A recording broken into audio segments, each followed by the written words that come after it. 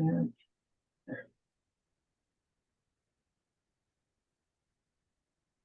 Okay, good to see everybody. Thanks for tuning in to our August 2023 meeting. It's been a little while. I think the last time we all convened was roughly in April, so nice little summer break, and now we're getting back to things. So we'll do a little treasurer's report, membership update, and we are very fortunate this evening to have a presentation on Segment C&D, the Columbia Pike Multimodal project, with Segment D starting up early this upcoming month. It's certainly pertinent. I'm going to run through a few quick neighborhood updates, and then for those who want to stick around, and we'll have a conversation regarding the everybody should have gotten one of those little note cards in the mail pertaining to the stormwater credit program overview.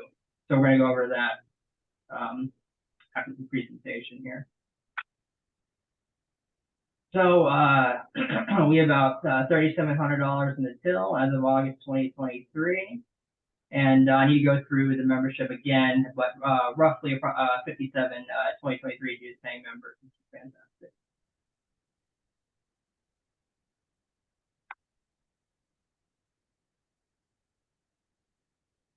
Okay, so as mentioned, we're reviewing the Columbia Pike Multimodal Segment C&D tonight. We're very excited. Very excited to be joined by Sheila Borkar and Susan Finotti, both are Arlington County project managers. So Sheila is a capital project manager with Arlington County Transportation Planning and Capital Project Management Bureau. Before joining the county, she worked as a design engineer specializing in active transportation analysis and design, and is currently managing Segment C&D at Columbia Pike Forward. So just the person we need to be talking to is fantastic. As Segment C&D is everything in our neck of the woods, from courthouse down to South Wall Street. Ms. Susan Finotti is also a project manager with Arlington County Transportation Planning and Capital Project Management Bureau. She started her 23 years with the county as a planner in the traffic calming planning division, and in 2008 she joined the capital projects team and spent much of her time since then working on Columbia Pike Forward.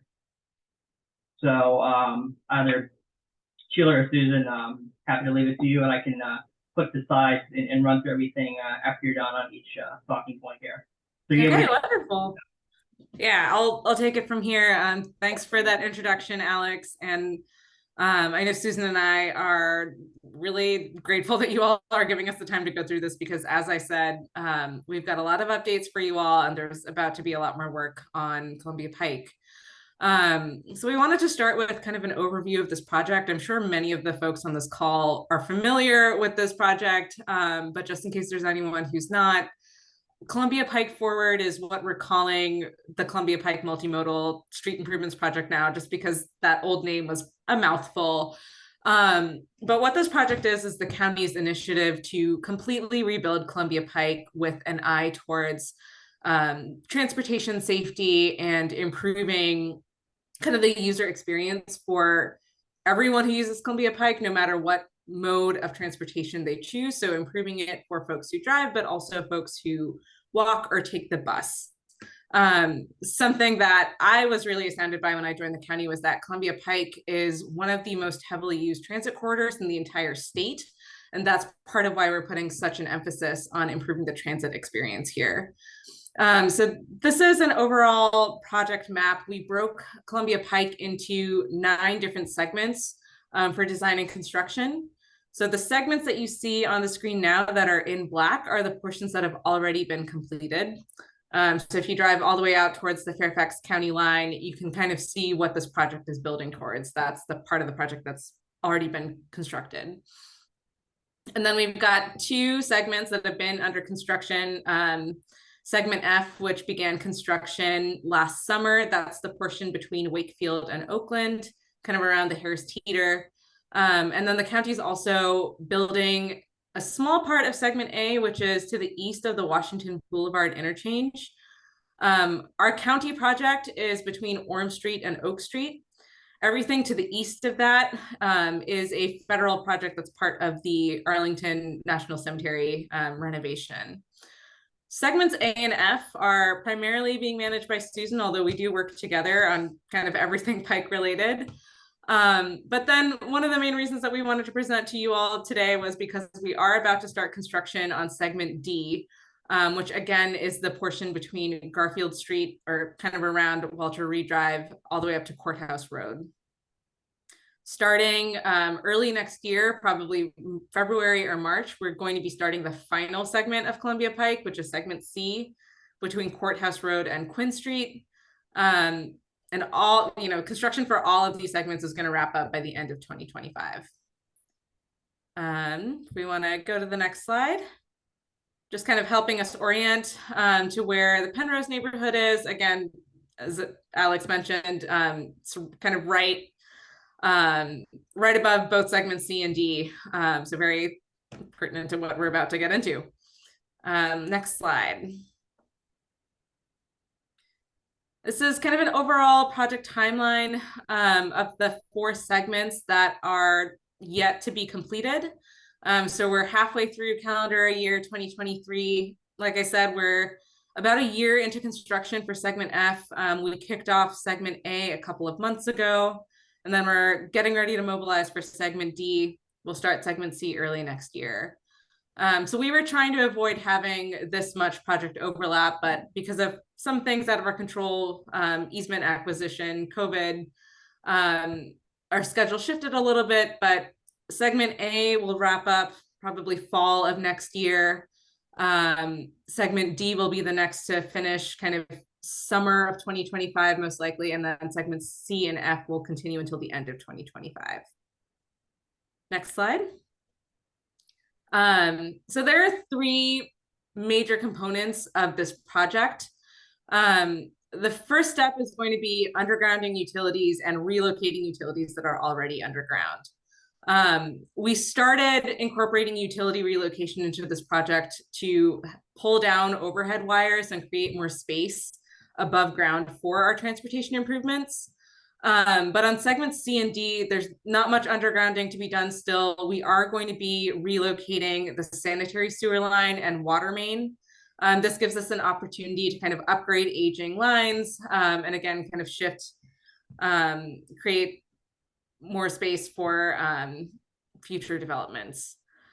The second part of this project is going to be what you can actually appreciate. So it'll be everything above ground, fully reconstructing the roadway, widening sidewalks, other street improvements, and I'll get into what exactly those improvements are in a little bit more detail later. We'll walk through segments C and D.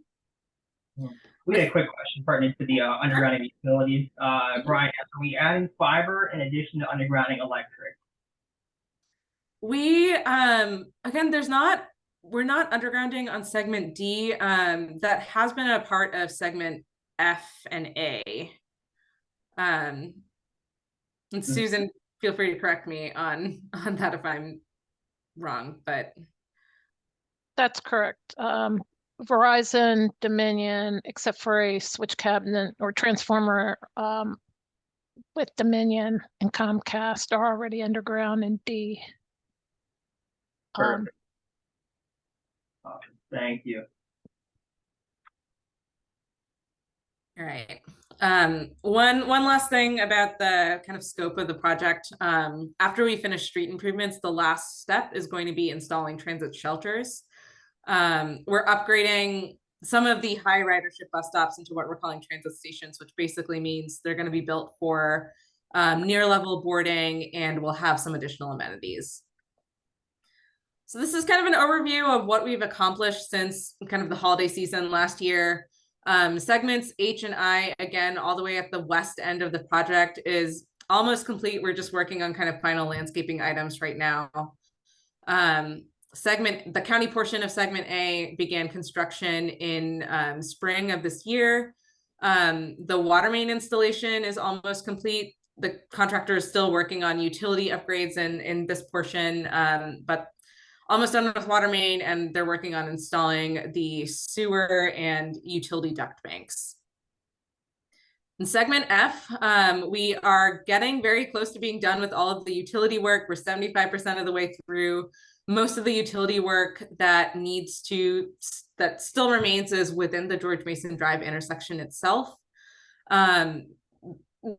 once all of the utility work gets done, it's going to be a major milestone just because the utility work is typically the most disruptive part of the project. Those utilities are the sanitary sewer line and dry duct banks are typically deeper than the storm sewer lines and just more disruptive. But we are getting ready to move into the street improvements part of the project. We've actually already started on a couple of blocks within segment F. And then of course the first 8 transit stations on the west end of the project have been installed. We are in communication with Eastern Federal Lands, who's managing the very eastern part of Columbia Pike in front of the National Cemetery. We know that they're still working on realigning Columbia Pike and working on the tunnel, as well as continuing utility installation. All right, now let's move to the next slide. So once again, moving into construction for segments C and D. The design for segment C and D were kind of developed in tandem, but as we've already mentioned, construction is going to be a little bit offset. So again, segment D, the western half of this chunk, Garfield Street to Courthouse Road, that's going to start kind of early September is when you'll see our contractor start moving their equipment out. And then segment C will follow early next year. You can move to the next slide.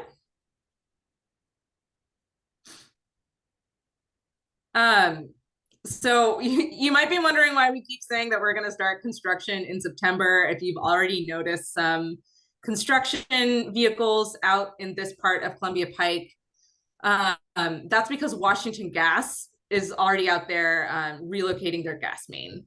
So our county contractor can't relocate Washington Gas's lines for us. They have to do that work themselves, but it is kind of a prerequisite for our part of the project. So Washington Gas's contractor is currently working near Barton Street. They've started at Courthouse and are kind of working their way west.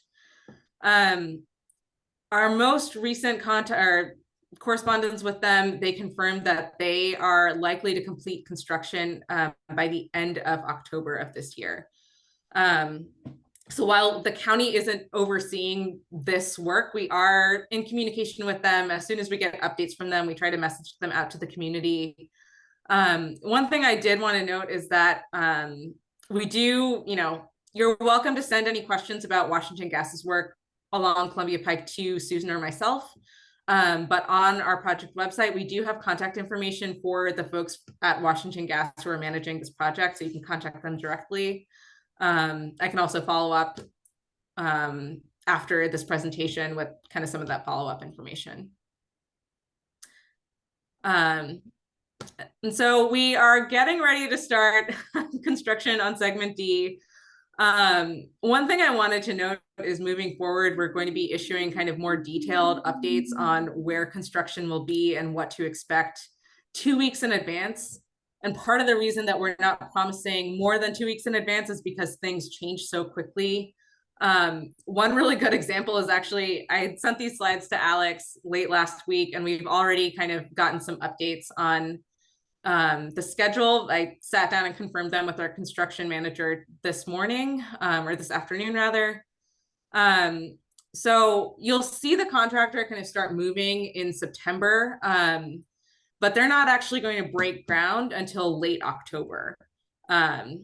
So again, early throughout the month of September, you'll see them kind of setting up detour signs, getting, they already have kind of the limits of disturbance staked out along this part of Columbia Pike. You'll see them putting in lane closure signs probably at the end of September. And then at the end of October, again, is when they'll actually begin construction.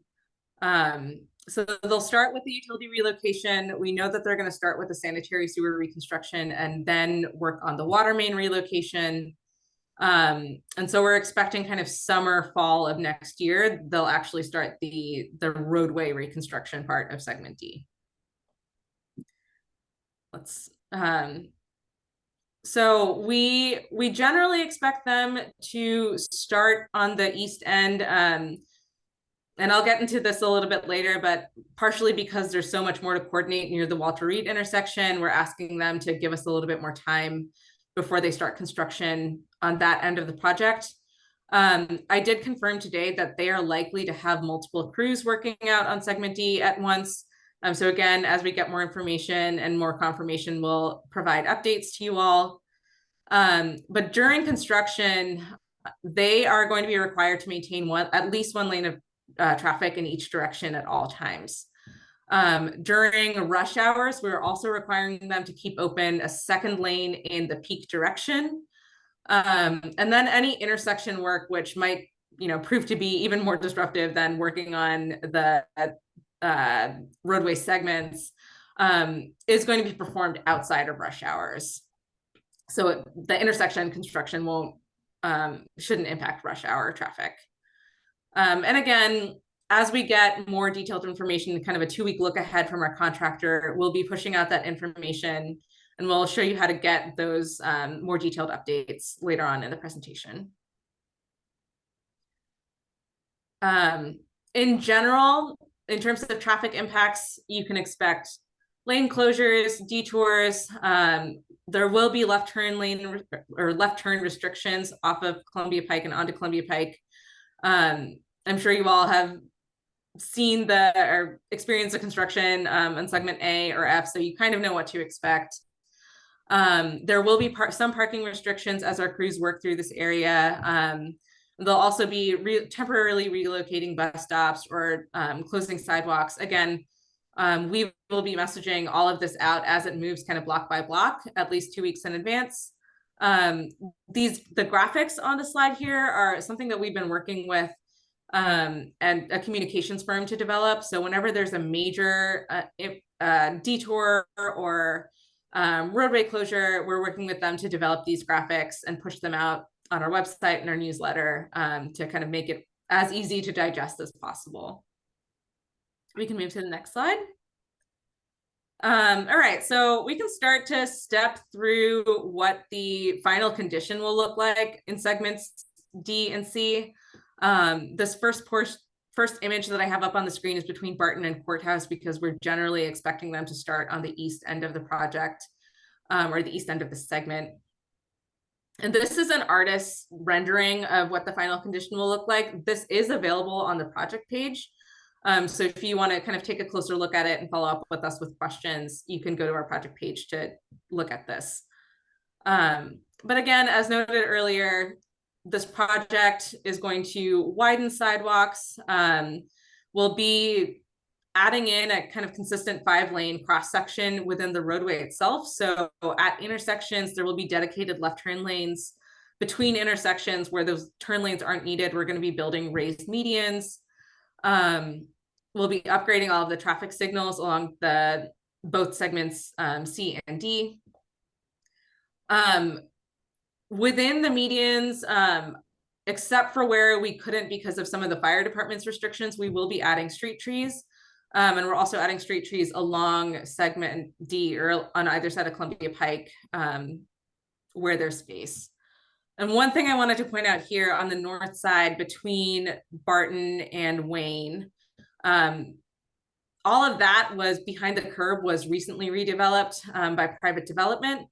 So you can kind of see here, we're not showing the sidewalk being constructed, again, to the north of Columbia Pike between Barton and Wayne. And that's because all of that was recently redone as part of private development. So we'll be rebuilding the roadway in those 2 blocks, but we're not going to be touching the sidewalk on the north side. We can move to the next slide. Did we skip over a slide, Alex? We're at segment D improvement. Segment D construction and segment C improvement. Okay, let's go back to the segment D, kind of zoom in. So we're missing a slide, and I apologize. I'll follow up with like the missing slides and also kind of an updated version of some of the corrections I made earlier. But one thing I wanted to point out was as we get closer to Walter Reed, there are a couple of blocks where we're a little bit more constrained by where the buildings are. So Walter Reed to around Cleveland or in front of the ski chalet on the south side, Because of where the buildings are, we weren't able to widen the sidewalks to 10 feet. We had to keep them to 7.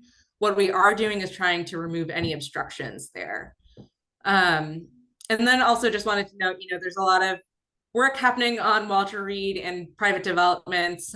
So we are coordinating with the folks who are managing the Career Center project from APS, and with the Walter Reed Complete Streets project.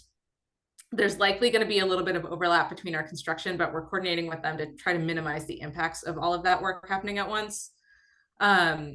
We know that the Elliott development is on hold, and unfortunately, we don't really have an update on what's happening with that development. That they were originally before that. Oh, I didn't mean to cut you off. I was making a joke. This will probably be done by 2025 before we're able to get anything done with the yeah. Yeah. Which is, so that's, the Elliott development was initially going to install the sidewalk and some of the street improvements within their frontage. I did want to note that we agree it's pretty likely that they're not going to go to construction before we're done with this project. And if that's the case, we will be reconstructing the sidewalk and kind of putting in all of those improvements ourselves. So let's move on to segment C. Hey, Sheila. Mm-hmm. There was a question in the chat about the type of trees. And I know we can provide that if we don't have it right now. I don't have the species of trees off the top of my head, but I'll make a note to follow up with that. And I can provide any other information related to the landscape plans if you all would like. Brian says pretty ones. I hope so. And we are working with our arborist and landscape architects on this as well. Yeah, our arborist, we've really worked with our arborist to try to find spaces for street trees wherever we can. And again, the illustrations that are on our project page show where those street trees will be in the final condition. Okay. Do you know for sure if any of those are going to be on the Penrose side? Some of them I know, east of Wayne Street, where the church is, I think is one of the constrained areas where we might not be able to put street trees. But I think east of that block, and then kind of east or west of the Penrose Square development, we're able to add street trees. Are there any other questions about segment D before I move on to segment C? Yep. Yep. Segment D, Garfield to Courthouse. Mm-hmm. So right now there are street trees on the Penrose side. Of course, they have been being cut down on our side. And I'm not sure I love the answer that says where we can. So we have been asking for a landscape final design for a couple of years. Sure. Well, we can hold on. This is a major walk of people walking their dogs and their kids mm-hmm. to either Trinity School or to the dog park or to the playground there, and you can't walk dogs when the pavement's 140 degrees. Mm-hmm. In fact, nobody should be subjected to that. That is pretty much torture. So the answer where we can doesn't give me much confidence. Sure. I mean, I can go into explain the parameters that we were working with. Again, because this is such a transit-heavy corridor, we were prioritizing access to transit stations. So one of the things that we were trying to work towards as much as possible was maintaining a 10-foot sidewalk to allow both pedestrians and people on bikes to be able to access the destinations along Columbia Pike and the transit stations. There are a couple of locations where we go below that because of our conversations with private property owners. But it's basically where we're constrained, where we had to, where there wasn't enough room for the 5 feet that's required for planting street trees in front of that sidewalk that we weren't able to put in street trees. But There, again, yeah, who wants to sit at a bus stop or walk down a street in the middle of the day with no shade? I mean, it's literally, I don't know if you saw, but on a play surface in Florida, it was measured at 177 degrees 2 weeks ago. Mhm. And we can't literally, if it's 95 out, the road is 30 degrees hotter. And that just hits you in the face. And so Yeah. if you're prioritizing walking, well, people don't want to walk if there's no shade. They're not going to do that. So we have to do this. We have to find the trees and put them in. And if it means, you know, sacrificing some of the sidewalk and that's smaller, then so be it. But who's going to want to sit in a bus stop or walk on that side of the road if you're going to literally roast? I mean, Susan can back me up here if you have anything to add, but you know, we did again work extensively with our arborists. One of the things that we were exploring a little bit was seeing if there's an opportunity to help plant trees on private property that would provide shade onto the sidewalk. That's kind of an ongoing conversation. You know, you can take a look at, again, I'm sorry that we don't have that second slide in there that shows the rest of segment D, but once we can provide you the full illustrations, they'll show exactly where the street trees are. So are you Do having you have any questions about? Are you having a particular problem with a few private property owners on Columbia Pike, or is it a problem? Is it a roadblock? I mean, what can we do?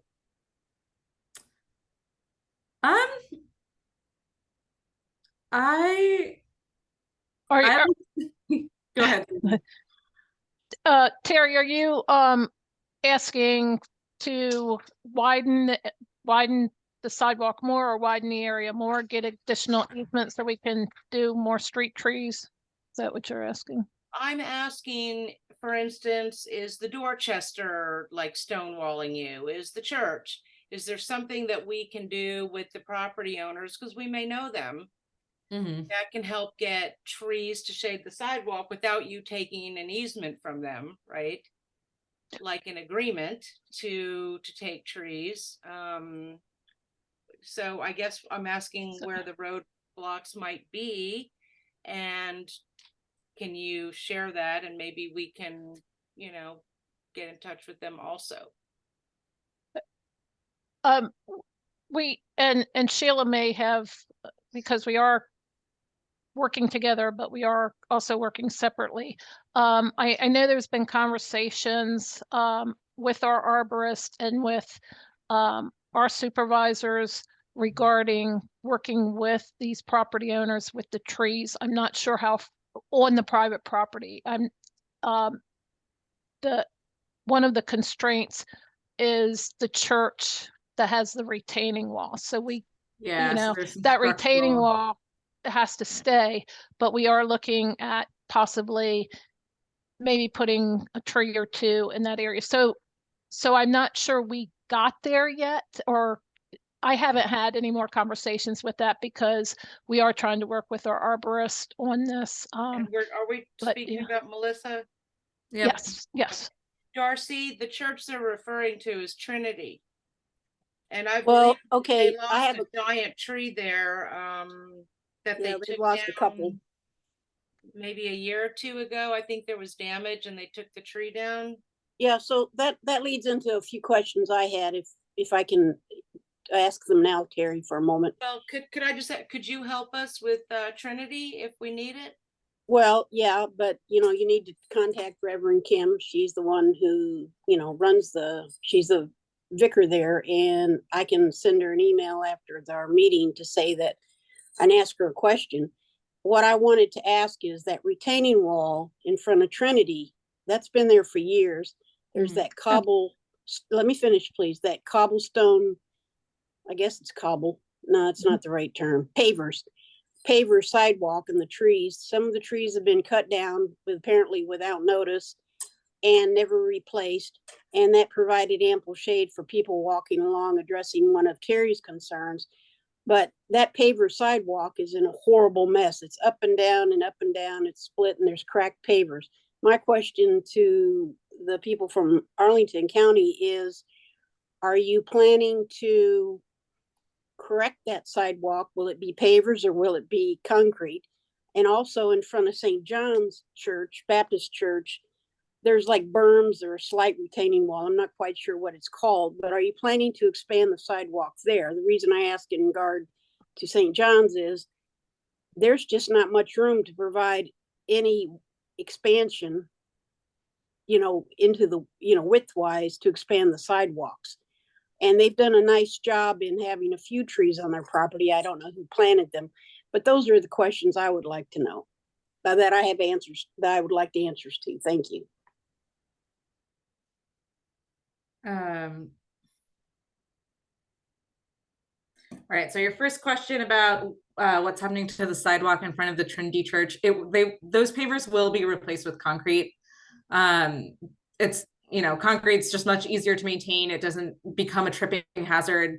There'll be brick banding around the concrete to kind of make it more aesthetically pleasing, but for the reasons that you described, we're replacing them with concrete panels. Okay, are you across the street, there's the brick pavers on that sidewalk there. Are you replacing them also? Because those are cracked up and down too. Sure, we're replacing, sorry. Okay, well, that's good to know if you're replacing them. And then in front of St. John's, what are you doing there? Are you widening the sidewalk there? Yeah, I'll have to double check the plans and I can get back to you, but I believe we're actually able to move the curb slightly out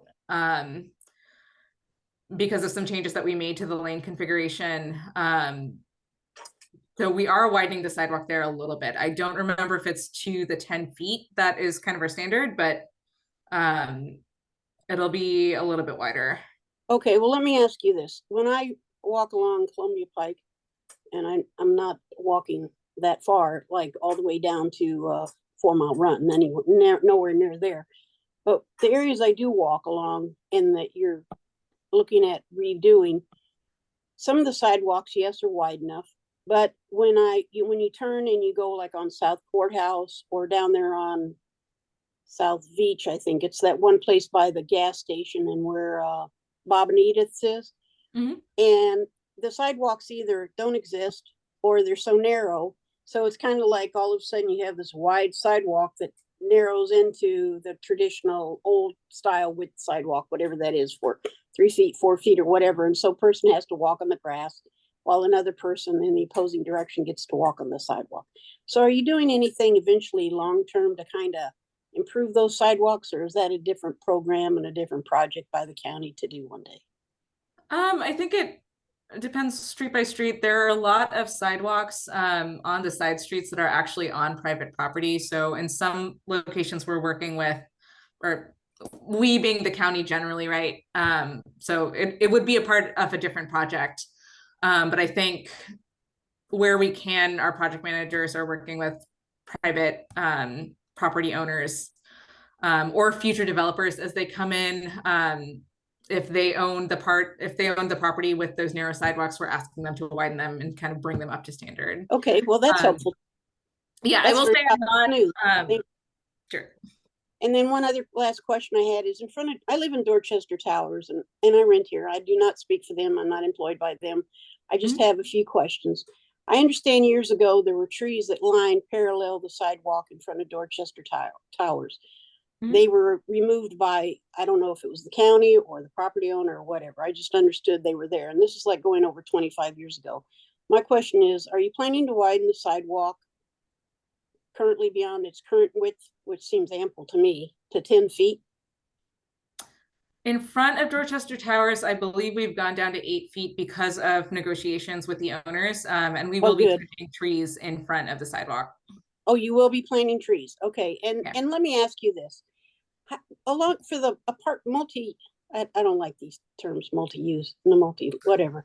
That's why we want to for the property owners, for the who own apartments.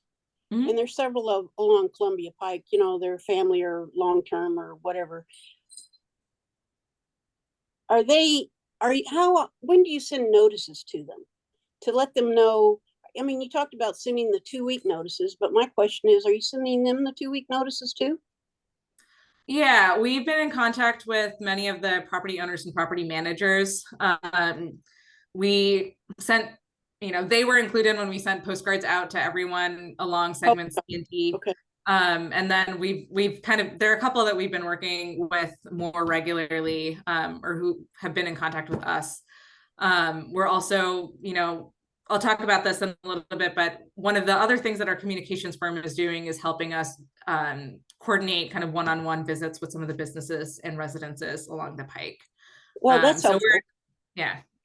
Okay, it sounds all positive. I'm not gonna share what I've heard in the past. I would just like to know what we're gonna move forward, because I think it's very important, regardless of who owns the property, Yeah. that the property owners, wherever they live or located, that they are informed, so that, especially if it's apartment owners, that they can get word out to their residents to say, if this is going to be an issue, that they can have a way to let the residents know. Because I can't say all the residents, I don't know this. I don't know how many residents that are in apartment buildings, condo buildings, et cetera, townhouses, that are notified about these changes. And I'm glad to see the changes coming. It's a huge investment by the county.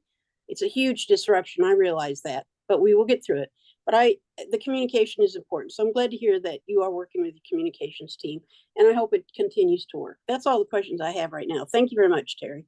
And thank you for the staff. Let's get through the rest of these slides, and then we'll go back and give folks who've asked questions in the chat or have additional questions and comments that come to mind a chance to voice those. So anything else for segment C construction slide here that I have pulled up?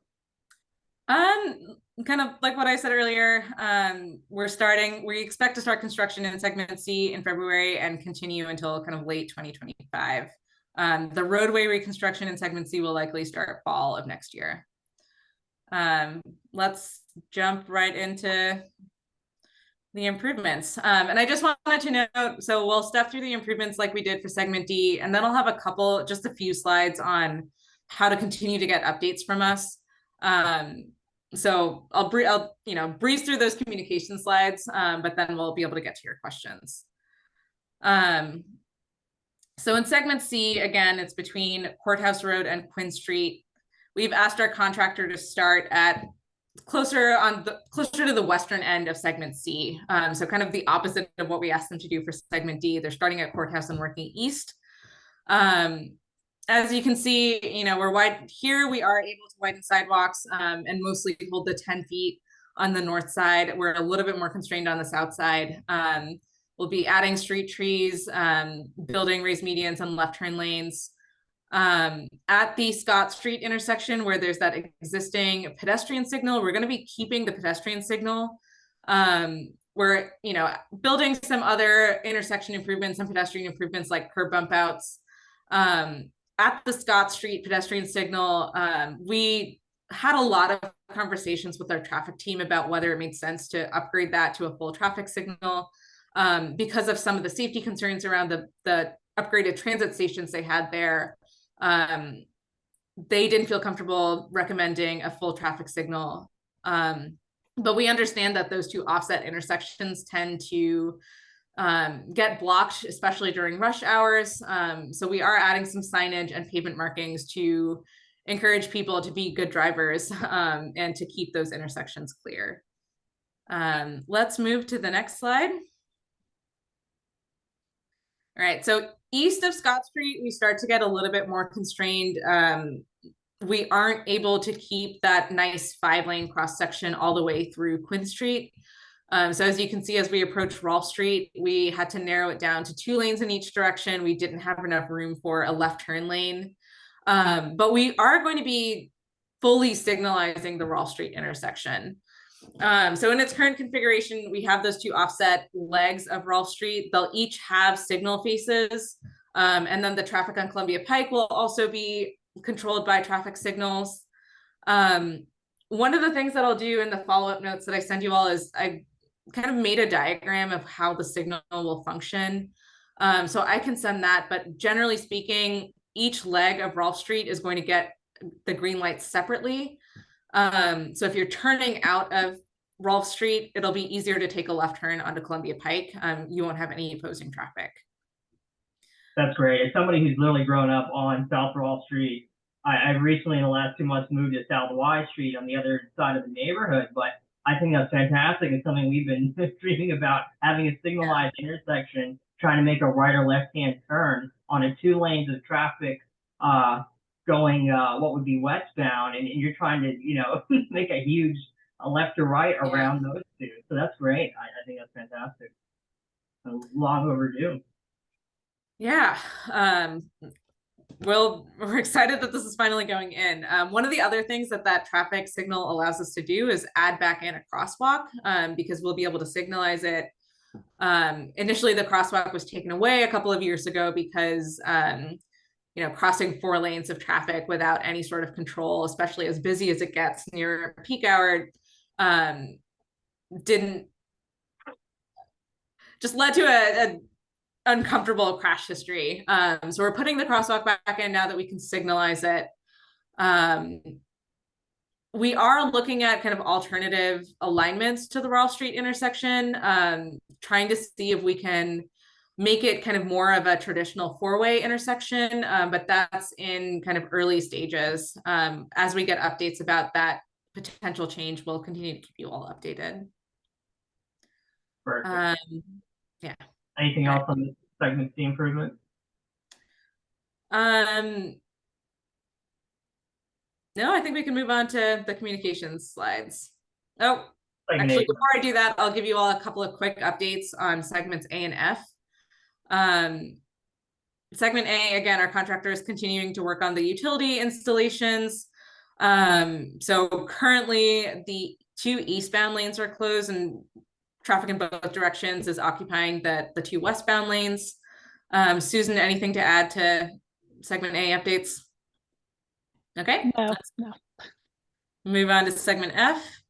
As I mentioned earlier, we're kind of wrapping up utility installation in segment F. Most of the utility work is within the George Mason Drive intersection. We are doing roadway reconstruction in other parts of segment F. So George Mason Drive, you might see a couple of more weeks of night work to finish that utility installation. And then Thomas to Wakefield and Oakland to Quincy, traffic is 1 lane in each direction. Oakland to Quincy, the 2 eastbound lanes are closed and all of the traffic is in the westbound, the westbound side of Columbia Pike. All right, let's move to the next slide. All right, so I, keep talking about this communications firm that we're working with. They've been tremendously helpful as we work through segments A and F, and they're going to continue working with us through segments C and D. We really tried to take some of the lessons we learned on other parts of Columbia Pike construction and put a much more of an emphasis on keeping the community updated on what's happening. So the best way to know what's happening along the Pike is to sign up for our newsletter if you haven't already. To do this, you can go to our website, columbiapikeforward.com. Scroll all the way to the bottom. You'll see an input form to put in your email address. Do that, hit submit, and then we'll put out a newsletter approximately every 2 weeks. That's when our regular newsletters go out. Every once in a while, if there's a major milestone or major traffic change, or if there's an event coming up, such as our open houses, we'll put out a special newsletter, but in general, we only send out newsletters once every 2 weeks. Let's go to the next slide. And then we are working to keep our website updated. So again, columbiapikeforward.com, pretty easy to remember. The image that you see on the screen is what our main landing page looks like. So you can click to get kind of a general overview of the project, but then each of the active segments also have their own project pages. So if you want to see what's happening on segment D, for example, you can click into the segment D project page. And one thing I wanted to highlight with these project pages is that whenever there's a major traffic lane shift or any major impacts that you need to know about as you're moving through these segments, they're going to be right at the top of those project pages in a red box, kind of like what you see on the screen here. In addition to our, updating our project website, our communications firm is also putting on kind of pop-up events along Columbia Pike. So they've shown up at farmers markets or at community centers, and they're there to answer general questions about the project. If there's anything that they can't answer, they'll direct your questions to us. Also a really good opportunity to sign up for our newsletter, or, receive flyers about any major impending traffic changes. Awesome. I believe you all had one at Penrose Square a week or so ago, which we greatly appreciate. Yeah. For our residents here. Yeah, that had really great turnout. So thank you for anyone who's on this call who came. So we're happy to take questions now. A few more for you in the chat. Yeah. You. All right. We'll do those as quickly as possible. Just scrolling back, making sure I don't forget or lose anything here. All right. So what about trees in front of Columbia Crossing and Dorchester Towers? Like I said earlier, we are planting trees in front of Dorchester Towers. In front of Columbia Crossing, I want to double check the plans before I answer. I know we are working with them we will be working with them as we move into construction, taking a closer look at the landscaping in front of those buildings. Well, there was trees there, Sheila. I mean, it was completely shaded by the locusts, and the county cut them all down.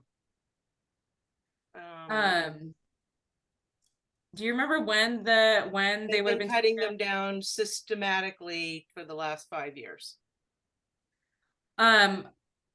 If there is going to be a tree box or a planting strip there after Columbia Pike is completed, we haven't wanted to plant the trees there now because we don't want to plant them there just to rip them out when we go to construction. Alex, can we flip back to the segment C illustrations? I assume most of the questions are going to be about these. So correct me if I'm wrong, but I believe Columbia Crossing is the property to the north of the Pike, right next to the church. Is that right? Correct. Yeah. So as you can see there, we will be planting street trees on that block.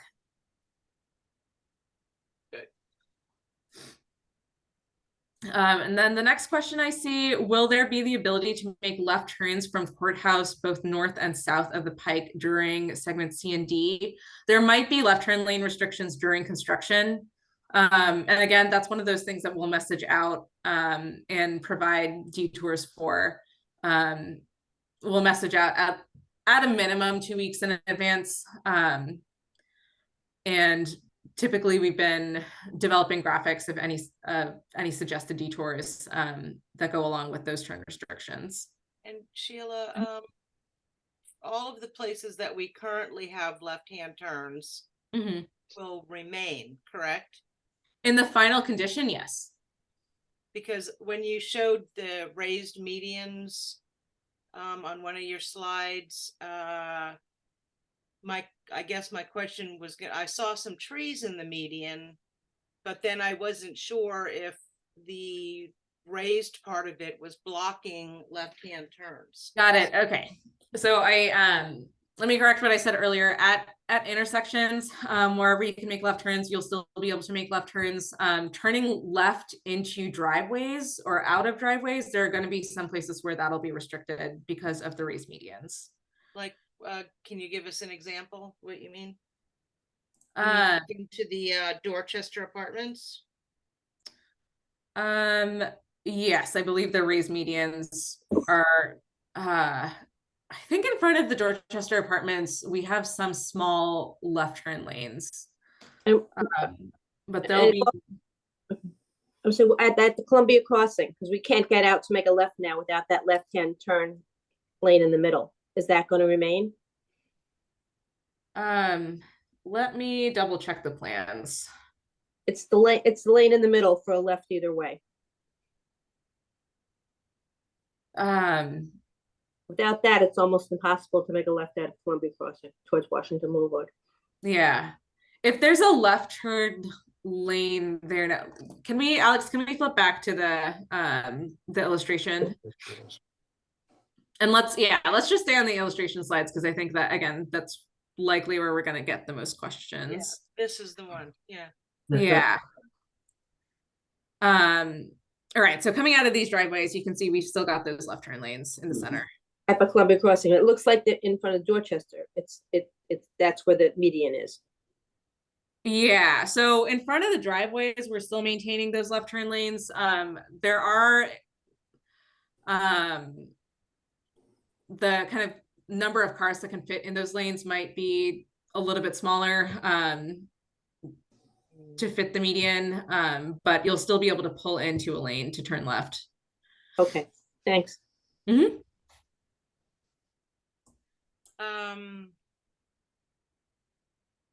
Yeah, I'm looking at this illustration from Dorchester. I don't see how you can make a left out of their driveway. I don't see an arrow that indicates that. And so I guess that, but you're saying it does exist. Yeah, you have the two yellow lines where the arrows go each direction at the driveway there. It's hard to really see that, but okay, it goes both ways. Right. Yeah. Can you go back just one, I guess it was segment C, and it was, well, it was around Penrose Square. Was it the other, was it this? Well, which one was this one? This So is, Let me see where this is. Scott Street, no. Penrose Square would be segment D. There, yeah. okay, Penrose Square. So, with you putting those quote curb extensions on the Penrose side on literally every street, we have semi tractor trailers going in and out of there, and you are literally looks like hamstringing their turns in. They may have to make what this. we don't need is to get stuck behind a semi truck who's stuck. So is this going to impede their ability to get in and out cleanly, quickly, without stopping traffic on Columbia Pike or literally getting stuck? Because I've seen it happen in other areas where the turn radius is too short. Sure. So, we had our designers model those turns before we designed these curb extensions. So they were designed with those semi trucks in mind. They'll still be able to make their turns. They may have to make them a little bit more slowly, but they're not going to block traffic. And that allows us to shorten the crosswalks. And if it's a problem in the future, is there a corrective action that can be taken at that point? If it becomes a problem, I mean, certainly the county would take another look at what's happening at those intersections if it proves to be a problem in the future. I know some jurisdictions have put in something that's called a truck apron, which means that smaller cars or smaller trucks still have to make the sharper turn, but semi trucks can make a wider turn. Yeah, we have options that we can look into if it proves to be a problem in the future. I mean, would you even think about it before it becomes a problem? Because this is the egress for the semi trucks into the Giant, and they are numerous. Right, and like I said, that was something that we modeled before we developed the engineering plans. I mean, model is with best practices. What about a driver who's tired and just didn't navigate the turn, and now he's literally hinked up the traffic? I mean, we just don't want to get in a place where we're creating problems that we don't need to create. So maybe could you just, that mitigator that you just talked about, maybe look at that again? I mean, you know, what we construct next year probably won't include that because our construction plans have been approved by the county board. If it's a problem in the future, we can certainly take a look. And then when you said you're gonna bus stop relocations, are you building the same islands that block traffic like they're doing on Walter Reed for bus loading and unloading? No, so those, I think they're building those on Walter Reed because they're going to be bike lanes. We don't have those on Columbia Pike, so they'll be the transit stations and transit shelters will be behind the curb. Okay. Whose question? I lost track in the chat. I see a question. I see a question about what sidewalk closures will look like during construction and whether businesses will still be accessible. We are working with our we've been working with our contractor throughout the construction that's already happening on Columbia Pike, but because this part of Columbia Pike is so dense, we're putting even more of an emphasis on maintaining access to everything along the pike. So one thing that they're doing for drivers is that they've got to keep at least half of the driveway open at a time whenever they're working on a driveway. For sidewalk access, I think if there's a sidewalk closure, we'll provide an alternate route, but we're working with them to maintain access and working with businesses in a couple of other ways as well. Perfect. I think I do. We get to Michael's question here. With just a few more. I appreciate your time, Sheila. Sure. He says work is being conducted on the pike itself. Will there be any measures taken to prevent / monitor cut through traffic in the neighborhood, especially traffic trying to circumvent the new traffic lighting? That's a question we can take back to our traffic team. That's kind of more in the work that they do. I know that this is a question that has come up before and that there are some conversations happening around traffic calming and cut through traffic, but I'm not sure what the latest updates are. Sure. Do you know off the top of your head to answer Cindy's question if the pavers between South Courthouse Road and South Scott Street will be replaced with concrete? Yes. Yeah. So generally wherever there are pavers, we're replacing them with concrete panels. And again, they'll have that brick banding along the front and back of the sidewalks, but the sidewalks themselves will be flat, much easier to maintain, less of a tripping hazard. Yeah, we try to keep some aesthetic element that the pavers gave, but it'll be easier to navigate with the concrete panels. Gotcha. And Judy had a question here. Where there are currently left turn lanes on Columbia Pike, will there be left turn lanes in each direction? At intersections, wherever we're maintaining left turn lanes at intersections. The only exception is at Rolfe Street, where the road was just too narrow and we had to do 2 lanes in each direction. Does that answer your question? And not a left turn lane from Columbia Pike to Scott, where we are maintaining the left turn lanes at Scott. Mm-hmm. So, but those would be one-way left turn lanes? Yes. Yeah. Okay. Instead of the traffic coming in the opposite direction, able to make a left hand. Okay. Yeah. Okay. So one way, correct. Okay. Let's see. So, is there going to be a left turn lane from Columbia Pike onto Scott Street? Patronize Towers Park. Is that in front of where the crosswalk is? Is that where this question is? Right. Yeah. Yes. Well, that's a block, one block. That would be making the left-hand turn onto passing St. John's Baptist Church would be South Scott Street on your way to Towers Park. Yeah, so there'll be a little left turn pocket, I believe. Yeah, it's shown on the illustration that we actually have the median at there you go. Is this more? The next one down, or Is this the right slide or the other one? the other one. Okay, let me get that for you. So you have Scott to the right here. Perfect. Yep.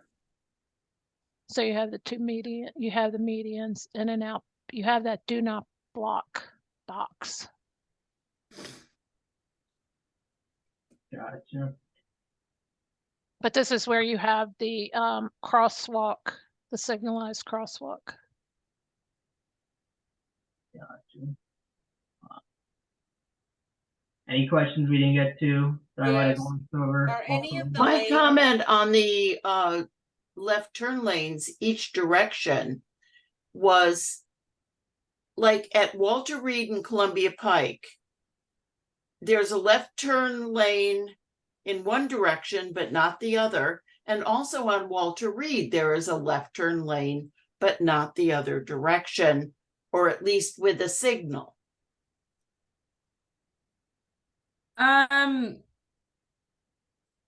So I know that we aren't making changes to the lane configuration on Walter Reed Drive as part of the Columbia Pike project. I'm not Right. sure where it stands with the Walter Reed Complete I Streets think project. there's left turn lanes both ways, but the Mhm. traffic signal only allows it one direction and the other side just has to wait.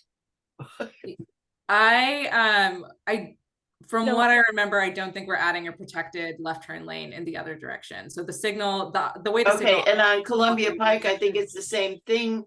yeah, To Walter Reed, from one direction, there may be a left turn lane, but the light doesn't cover it. yeah, it's the same thing. So whose job is that one to fix? Yeah, the way the signal operates at Walter Reed isn't going to change with the signal upgrade.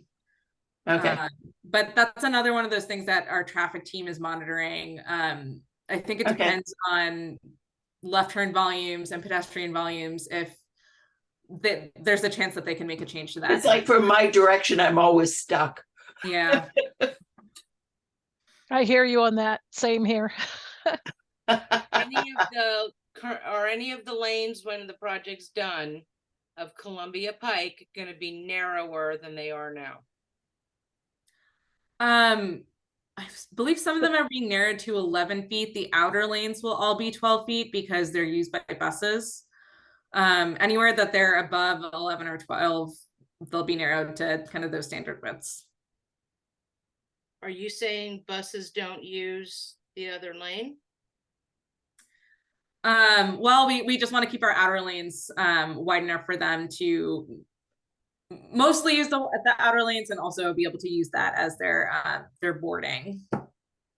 I mean, I pretty sure we determined that from mirror to mirror, a bus is 11 feet wide. Right, and they'll be primarily in the outer lanes, which are 12 feet.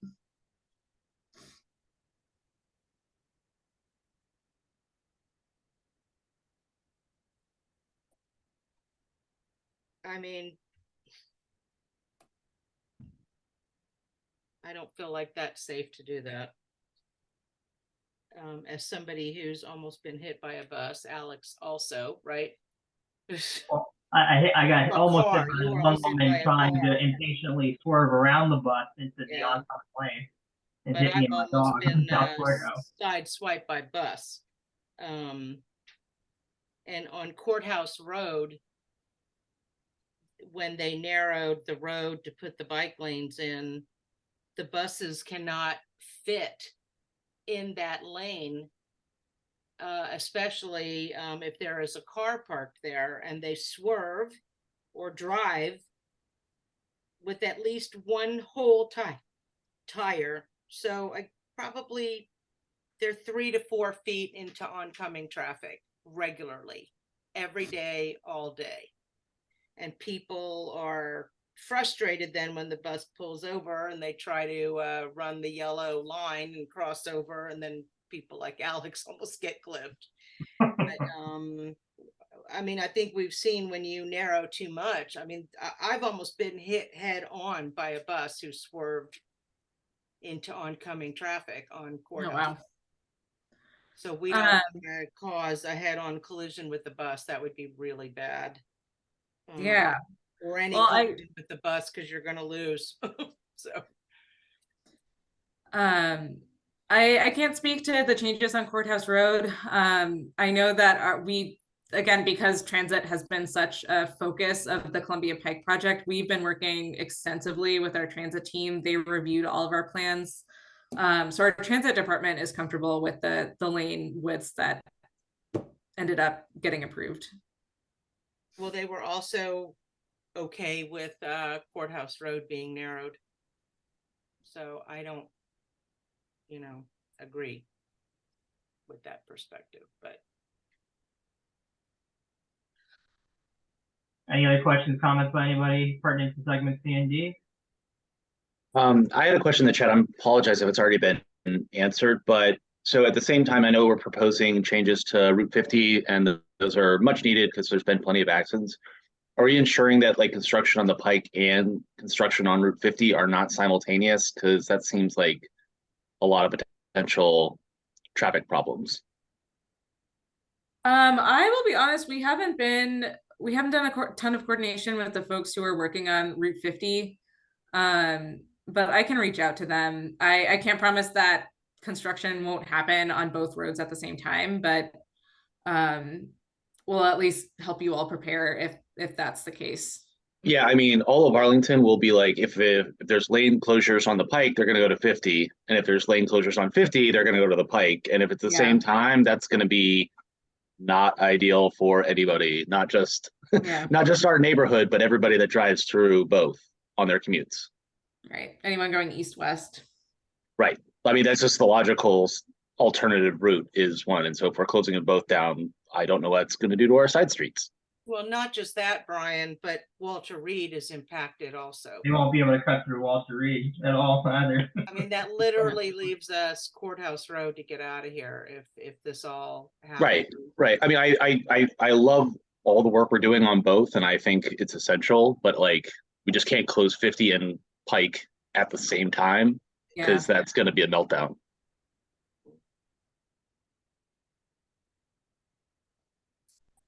All right. Well, like I said, I made a note to reach out to their project team. I'm not sure if the slated work is being done by the county or BDOT. So that's step number one for us to figure out. But yeah, thanks for bringing up that point. That'd be great. I'd be happy to follow up with that and any additional touch points offline via email, etc. Yeah, and Susan and I have both been taking notes all night. We've noted a couple of things that we need to talk to some other folks at the county or double check on the plans. But we will get all of that information to Alex and he can distribute to the rest of you. Perfect. Look forward to disseminating when that hits my inbox. Thank you. So thank you both. We don't want to take up too much of your time here, day 15, but greatly appreciate it. Yeah, thanks Thank for you. having us and for all the questions. Absolutely. Thank you. Have a good night. Hey guys, before not Susan and We have some other Sheila, stuff but going on that I want for to. everybody else, if you have any interest in what everybody has been so enraged about, the stormwater project that is going to be charging somewhat much steeper fees. If you want to stay on for a bit, and we'll just chit chat a little bit about it. I printed out the manual and made some notes. And if you have questions, we can answer some, but at least we can point you in the right direction if that's of interest to you. I just want to blow through these community updates real quick. Yep. So I've had my second meeting, another dog and pony show with the county manager, county board, chief of police, everybody, as it pertains to the ongoing never-ending graffiti.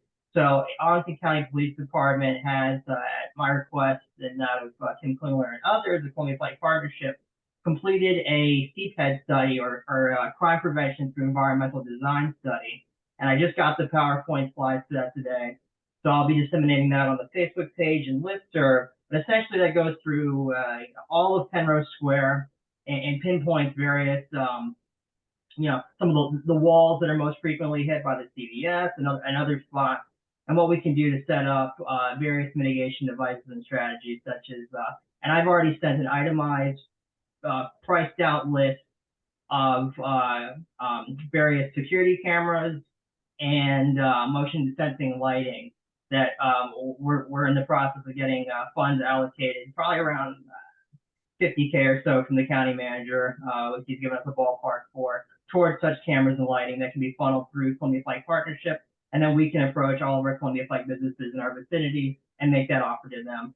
So right now, we're working to get ACPD as many touch points and data points as possible, and along the pike, so we can really pinpoint.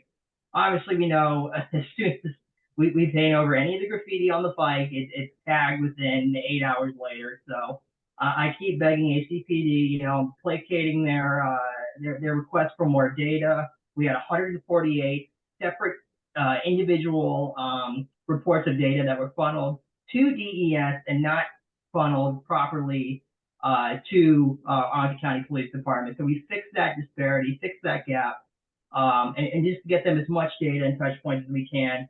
And God willing, we can catch these idiots doing the graffiti, hang out, do a sting, catch them in the act, and we can be done with this, because this is affecting not only our neck of the woods here in Penrose, but all of Columbia Pike, numerous parts throughout Northern Virginia, including Falls Church, Fairfax, DC, Georgetown.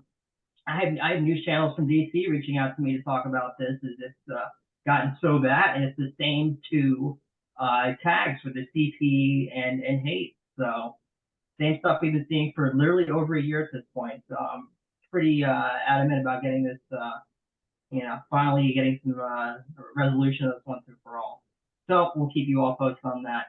And as far as the Fillmore Garden Shopping Center, which is just the never-ending dereliction of that place, we're working on getting the 3 stores directly west of the CVS open, which would be the former site of Legend 6, the Columbia Pike Partnership Building, Black Heritage Museum of Arlington, and the former site of the H&R Block. So Harold, the principal manager for the property, is the only person I've yet to speak with. He has not been present at any of the meetings we've had with the county.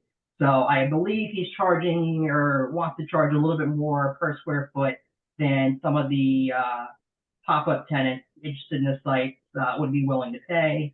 We'll have to confirm on that. At this point, let's get anybody in there. We're just knocking the place down, because sitting in that state is just completely unacceptable. No way around it, period. So this month, I'd love to do a cookout. Maybe we can do something at Butler Homes Park, which is where I reside now, in a new townhouse. So happy to have, I'm happy to host, have folks over. I have deck space, I have a grill, and we have some money in the till. Maybe we can do something nice, especially with the kids in the area as well. That'd be great. Want to close off regarding the 2 traffic studies I initiated in safety requests last summer, 2022, regarding South Courthouse Road and 6th Street South and South Beach. I pressed to get flashing lights at the crosswalk at South Courthouse Road, where folks love to speed up that hill and down the hill. We got maybe we can do some stop signs, and now that's turned to, sorry, there's nothing we can do. And again, the same thing regarding all the parents with kids on the intersection of South 6th Street and South Beach, which have no sidewalk. So very frustrated about that. Sorry to report, not so good news on those 2 fronts. Alex, what was the thing you were trying to do? Was it on Beach Street? You wanted sidewalks, or where were you trying to get sidewalks? Well, I don't know if we were going to be able to get sidewalks, but we were trying to get we were trying to get a 4-way stop, right? So that would be coming right off of South Courthouse, and then you'd make the approach South Beach Street there. If you made a left, there's only 2 stop signs, one on each side. I was looking to get a 4-way stop there, and apparently that was too much for the county to do, which is ridiculous. But so sorry about that, guys. Also, I wanted to just very quickly, how are things going with the Naval Support Facility based noise? I've reached out numerous times to the county ombudsman, and I think at this point I'm going to need to follow up with Congressman Byers' office. because I got an official answer stating that the Naval Support Facility, of course, is a federal installation, and they are not bound by the county's local ordinances, chapter whatever it is for the decibel reading. So it's for those who reside along South Courthouse. How's that going? Is that still blaring and blasting? It's still blaring. I've had some of my neighbors also reached out to buyer's office as well, but we haven't heard anything back yet. And the issue is it didn't used to be that loud like a year or two ago. They upped it for some reason. Also, that is a terrible use of land. Like half of that parking thing on the north side of it is never used for anything. Yeah, totally agree. They should put some of the for looking for on-street parking with the whole career center project. Use that as well for overflow. Yeah, I mean, the Arlington County needs to reclaim a lot of that land because it is unused, and I know they have like secret houses and like executive stuff they can't talk about back in there, but like that whole parking lot on the north side is unused like 99% of the time. Well, in addition to that, they make their guests that are visiting the facility, they tell them to park on our neighborhood streets instead of which is bananas when they have all that parking. Yeah, I think they're telling you a few of them for visitor parking. You'd I say have no visitor like parking. 100 spaces there. Yeah, Alex, I want to go back to the noise. We've lived on South Courthouse for almost 40 years, and I tell you that it's absolutely absurd, the noise level. I mean, they used to play it a number of years ago. You'd hear it every once in a while. I mean, I go out in my backyard, and it sounds like it's literally, I'm standing next to it. It's absolutely, and it was not every day. It wasn't at night. It wasn't in the morning. So I don't know what the heck that these guys have done. And I think we really need to go to buyer's office. I mean, and we've submitted comments I live in Columbia Crossing. Like there are people that work from home because of COVID, and 7 days a week they do the Star Spangled Banner every morning. And I'm third generation military. I like some of that, but like that's not required. Reveille is one thing, but the Star Spangled Banner 7 days a week in the morning blaring, that's not military regulation. Alex, I think I agree it's obnoxious, but I think it's about 25% less than it was last month, the volume. I think maybe it's wishful thinking or I'm getting used to it, but no, Terry disagrees. But I think you're getting used to it. Yeah, it could be. And I don't think they should be doing it nearly as loud as it is. So I don't support that they're doing it at all. But I feel like it was slightly less than it was, but I still would keep the pressure on. So right, and it's not like there's historical precedent. This is something they started doing recently. And it's due to a new base commander within the past year and a half. That's been the onset with it. And I've reached out to the top of the top of the top, the highest ranking person affiliated with the naval base that I can find. And I had a whole phone call conversation with her. I think last winter, 2022, and if my memory serves me, and basically I said, I know, Brian, you said your military family. I have, my grandfather was a naval aviator, World War II. Several of him and my other immediate relatives buried in Arlington National. It's not, I keep saying, it's certainly not for a lack of patriotism, but I said this is for everybody, and it's totally unneeded. It's just ridiculous. And I think they do it on the weekends too. They do it every day. And I was in the Air Force. I went to military college. Like, I love Reveille. I love taps. I love all that. But they're just being silly. Like, they are doing it for Yahoo's sake. I don't know what they're doing it for. Right, there's probably no one on the base on Saturday and Sunday anyway on the building. Well, they have some secret. There's some secret housing in there. Like, yeah, we know about the housing. What I was going to say is you need to find out how long the average tour is for the commander of those installations, and then maybe when there's a new commander, you might have no more of this Reveille and the evening plane. And well, also, I mean, this is specifically what constituent services. And it might take that long to come up with an an answer from our congressman. But it seems like Congressman Byers should be more responsive if he's gonna, based on what I'm hearing, there's been so many complaints, concerns and issues and calls and I whatever. think I have not submitted anything formally to him. More than happy to put a formal letter together, letterhead, and send it online and via certified mail. And if I know him. I used to work for Jim Moran, and I'm friends with Don Beyer, and they respond to volume. And so like he is inundated with like airplane and helicopter noise requests are like the things that he gets the most. And so it's really based on how many complaints about a certain issue that they get is what the issue is. So he's great. But I can ping him if we want.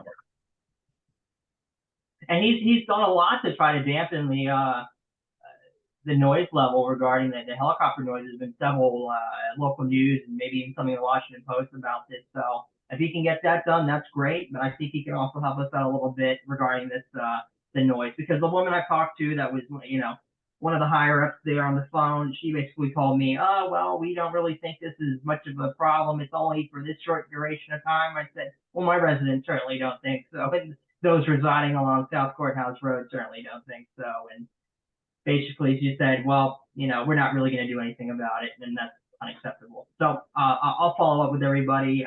We can maybe get a big letter together. Happy to draft that. And You know what, we can send something out Alex, in addition to doing that, why don't you invite the base commander to our next meeting?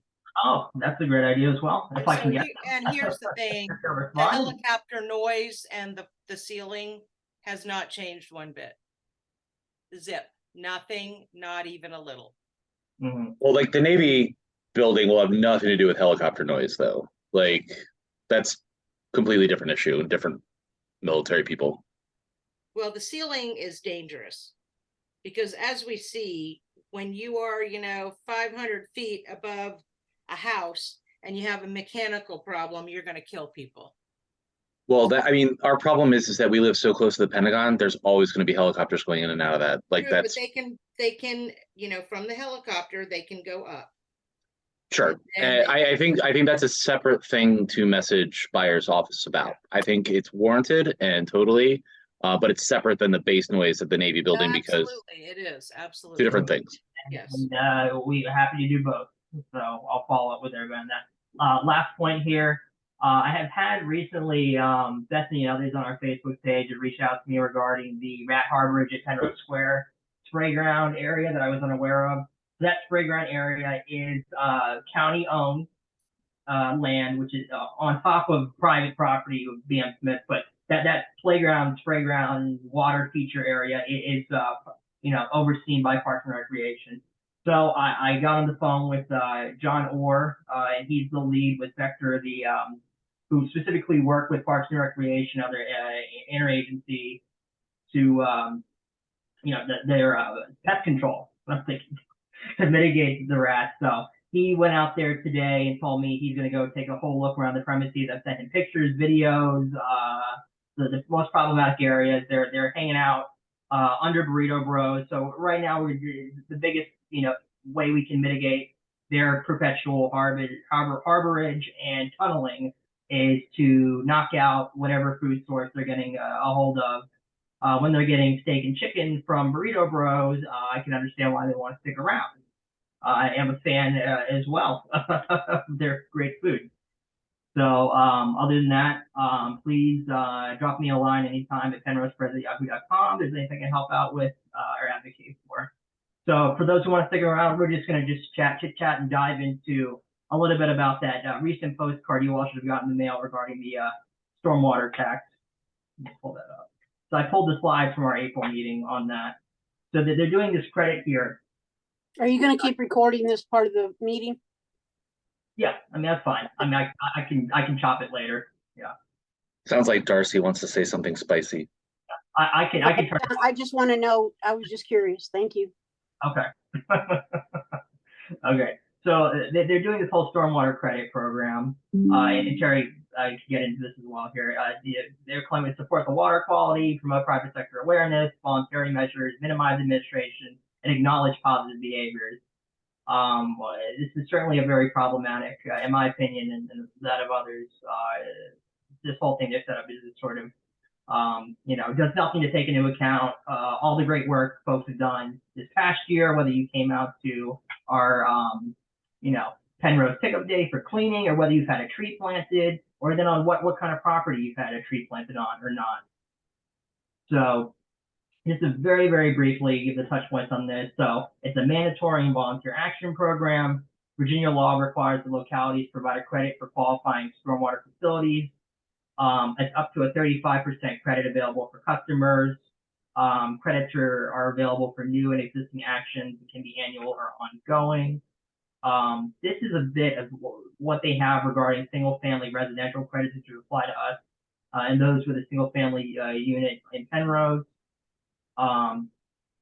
So they'll be installed as part of a development LDA permit, receive an automatic credit if in compliance with inspection.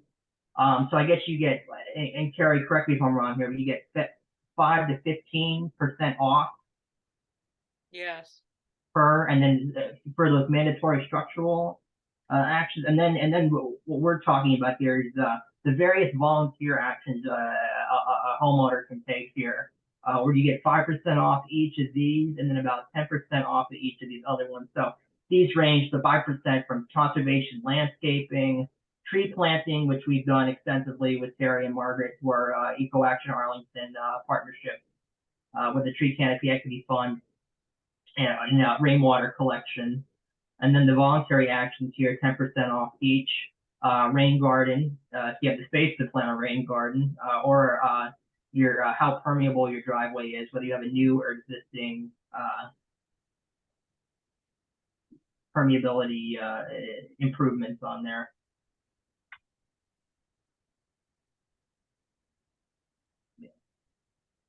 So it looks like a total credit reduction for that 15% for property with one ERU will be about $34 to $37 off. So I don't know how much that does to really incentivize folks to participate and try to get trees planted and all this other stuff. That's a rather meager sum of discount there.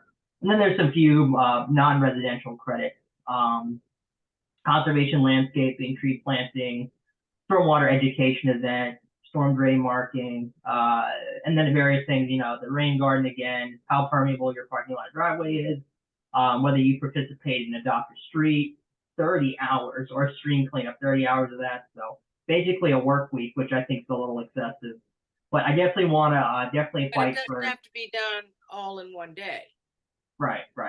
But I definitely want to fight for folks to ensure that they, whether you come to one of our meetings on stormwater, if you came to the April meeting, if you go back and watch that, things like that, or whatever we can do to try to push the county to accept those various actions as part of this, as voluntary actions for your residential credit.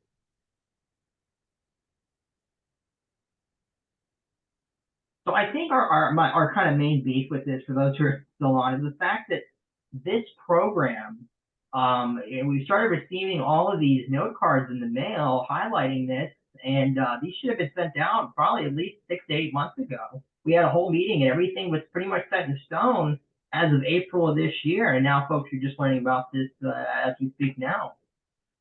And there's only one more meeting to testify. Now you can testify under public comment in person or Zoom at the county board when they do their Saturday. I think they do 2 Saturdays a month. And so if you do public comment, you have to show up before they start hearing agenda items, which could be as early as 8 a.m. and you do your 2 minutes of comment and you leave.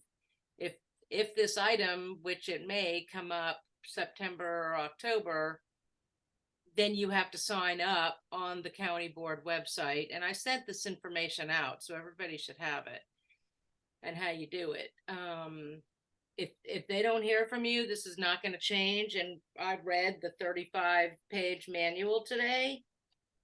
And if you're a homeowner, there's really not much you can do, honestly. Most of the credits are for multifamily. And so I have the storm drain marking, stormwater education event, parking lot and private street sweeping. Most of those things are not available to homeowners. Neither is trash collecting, removing invasives, and picking up trash from streets and or streams. Not available if you're a single family homeowner. So the ones that are easy to do like that, and people do turn out and help, there's no incentive on this program to do it. Now people will do it anyway, just because, you know, they're wanting to help keep our neighborhood clean, but a lot of people won't, you know. So anyway, there's some problems with this document, and I think that people ought to just, honestly, it seems like it's a lot to read, but it's not. It took me less than probably 30 minutes to go through the whole thing, and I highlighted it. But if you do not write to the county board, go to the meetings, either Tuesday or Saturdays, and speak at public comment, this is going through exactly like this. So. Can I speak? I don't know if you can hear me or not, but yep, we hear you. It's going to increase for the apartment buildings. It's going to increase the rents, because for me for us as homeowners, they've estimated, when you go in and you look at my property, estimated an increase of $250 a year. Imagine what it's going to be for Dorchester Towers or maybe Sienna Park. Dorchester Towers has surface parking, so that's going to be included, and they have a tennis court. They have offsets because they have a rooftop garden, but I think overall, even Alex, where you live, it's going to be affected by all the parking spaces and all the roofs. You know, they consider everything, even your patio. Yeah. So you have to go in and sort of look at your address and see how that's going to affect the person that owns your property, and that'll make your rents increase. And the thing that people don't realize is, in order to apply for the credits, you have a window of opportunity between November this year and maybe the first week in January 2024 to make improvements or to actually file. And that I don't think is very explicit in this information. And so people need to be aware of it, because otherwise the county's just going to collect all the money. You know, it's going to be, you know, $250 a house extra on your utility bill. Anyway, that's what I had to say. So here's the link to your utility fee estimator, the bit.ly link, and I'll happy to share these slides out as well. And then, you know, if people have questions there, here's 2 links here. They can reach out to the online link with everything, and then the stormwater utility at arlingtonva.us. And then, of course, if you're not happy, I don't know anybody who is, as Terry said, please write to or speak at the various public comment sessions. There's only one left.